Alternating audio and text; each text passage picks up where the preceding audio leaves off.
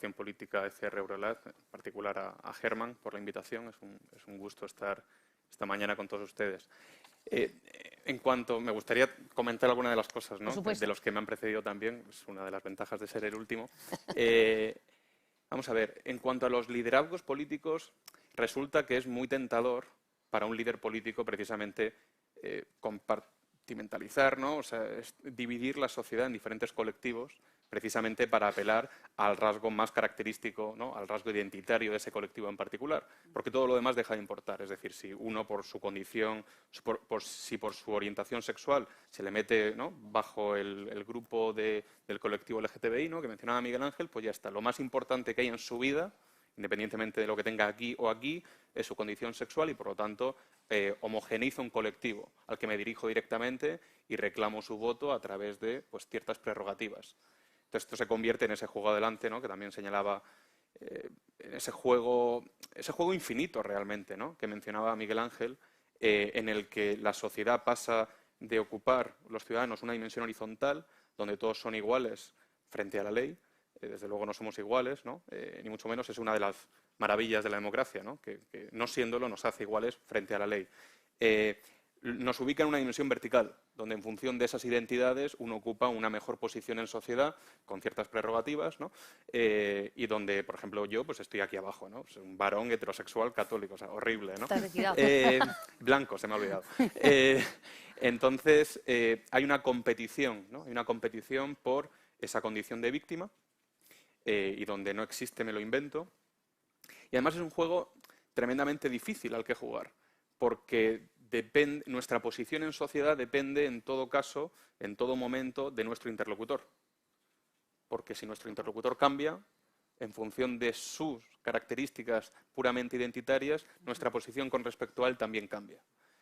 Entonces, como digo, los liderazgos políticos en general lo tienen difícil porque no cabe duda que es más fácil, desde luego es menos respetuoso con la libertad de las personas y moralmente es muy inferior, pero es mucho más fácil jugar a este tipo de juego, porque uno convierte realidades muy complejas en sistemas muy simples, con diferentes tribus, donde, bueno, sencillamente hay que apelar al rasgo más distintivo de esa tribu.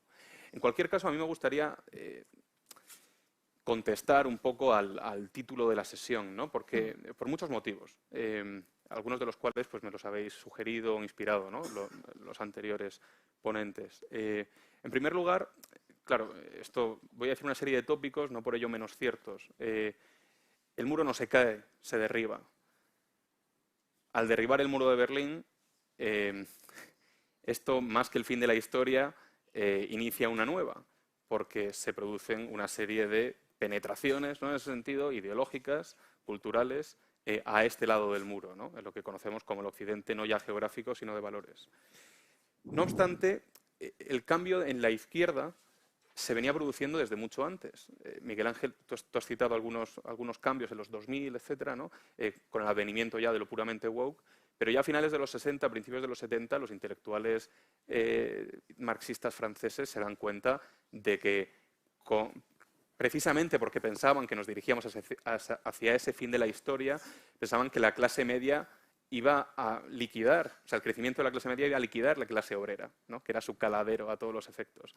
Y por lo tanto empiezan a departir, a divagar, dirán otros, ¿no?, a nivel intelectual y también a nivel académico, cuáles habrán de ser esos otros colectivos a los que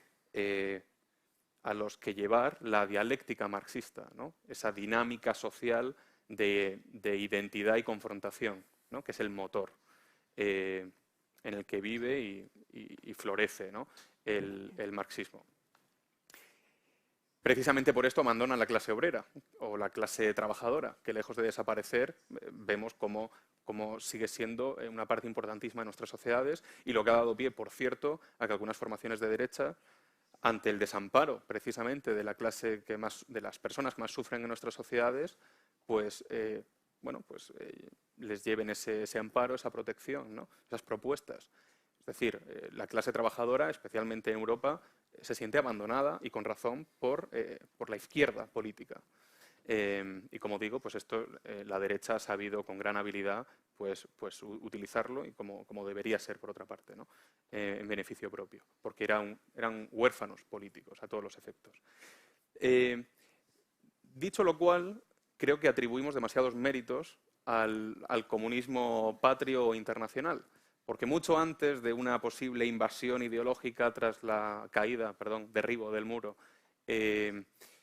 nosotros ya teníamos aquí un poco la semilla del mal, si lo queremos denominar, ¿no? Por haber abrazado, sin ningún tipo de tapujos, una ideología, una filosofía política venida a más, es decir, venida a ideología, que comparte con el marxismo una noción del ser humano y de la libertad peligrosamente similar, que es el liberalismo. Una libertad entendida como autonomía, como autodeterminación, como non serviam en última instancia, no ya a nivel religioso, sino a nivel de brújula moral, que en una primera etapa apuesta por una suerte de relativismo moral, ¿no? Bajo pues esta falacia de la neutralidad del Estado con respecto a las diferentes concepciones de la vida buena de los individuos, y sin embargo que ahora muestra sus verdaderos colores, quizá precisamente a la vista del poder que ha tenido, y en ese sentido se muestra se muestra más explícita. Hasta la fecha, por lo menos para mí, era todavía más peligrosa que el marxismo, porque o el comunismo, mejor dicho, porque mientras que el segundo pues, viene un poco más de frente, viene de cara, el primero es más taimado. Y en última instancia, pues, igual que hay una relación a nivel filosófico, y esto lo digo aquí con gran riesgo para mi persona, muy especialmente teniendo a mi querido Miguel Ángel al lado, pero es lo que tiene divagar filosóficamente, con un peso pesado como Miguel Ángel. Como digo, el liberalismo, igual que tiene esa conexión a nivel conceptual, a nivel filosófico, en lo que se refiere a la noción del hombre y de la libertad, luego las recetas pueden ser ligeramente distintas, también explica por qué hay tan buen entendimiento, deplorable por otra parte, entre, pues por ejemplo, regímenes totalitarios comunistas, ¿no? Estas narcodictaduras a las que ya hemos hecho referencia hoy, con estructuras o estados liberales paradigmáticos, ¿no? Has hablado, por ejemplo, de Joe Biden como facilitador de la narcodictadura, ¿no? A través de también la ingente cantidad de dinero que genera y que financia el comunismo internacional.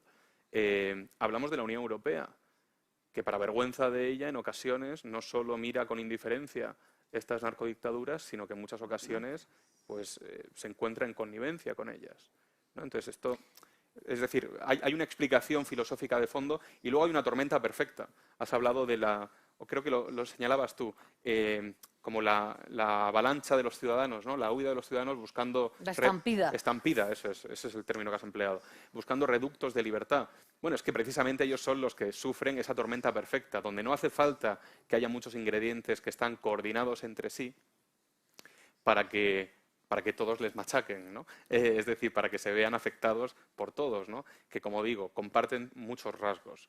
Comparten el rasgo, por ejemplo, moralista. Lo vemos con el apartado más liberal de este asunto, ¿no? Con lo woke. Lo vemos en cuanto al beneficio a nivel de política pública y a nivel también político y social, ¿no? De la búsqueda del beneficio de unos pocos, de unas élites globalistas. Es decir, hay una serie de rasgos comunes, pero esa obra, que por cierto, esto ha hecho muy bien Jorge, a mi juicio, en mencionar la obra de Legutko, porque precisamente hace referencia a esto, a que el enemigo no hacía falta que viniera de Europa del Este con la caída del muro, sino que a veces lo teníamos ya en casa, ¿no? Y en ese sentido, la obra de Huxley yo diría que es un poco más visionaria sobre este liberalismo venido a ideología, venido a ideología woke, que, como digo, y con esto termino, ha generado en los últimos años un marco donde yo creo que la alternativa conservadora, que lejos de ser algo puramente crítico y negativo, representa una alternativa llena de esperanza y de ilusión. Este fin de semana creo que ha sido un buen ejemplo, ¿no? Ahora, lo que estáis... y con esto termino, y es que precisamente al ser más explícito en sus intenciones, ya no dispone el tablero de juego en una suerte de relativismo moral que no es, porque promete mucho más de lo que da, como la neutralidad de las instituciones, sino que propone claramente una alternativa en esa suerte de abolicionismo, todo lo que representa Occidente, que mencionaba Miguel Ángel, y en ese sentido el tablero se dispone de forma tal que ante esa opción woke se puede plantear, ya no es relativista, ya tiene muy claro lo que pretende, ¿no? Dispone muy claramente cuál es su propuesta de vida, política, etcétera. Y por lo tanto yo creo que en ese sentido nuestra propuesta puede entrar con más facilidad en ese juego político, en ese tablero, como digo, como una opción perfectamente legítima, cada vez más legítima. Esto es un problema porque la legitimación de ciertas propuestas viene por parte de los sujetos pasivos en ocasiones, ¿no? Pero cada vez vista con mayor legitimidad, mejor dicho, legítima lo fue siempre, y yo creo que por su propio peso, porque es moralmente superior, o sea, normativamente superior, y luego instrumentalmente también lo es cuestión de tiempo a que nuestra alternativa se erija en vencedora.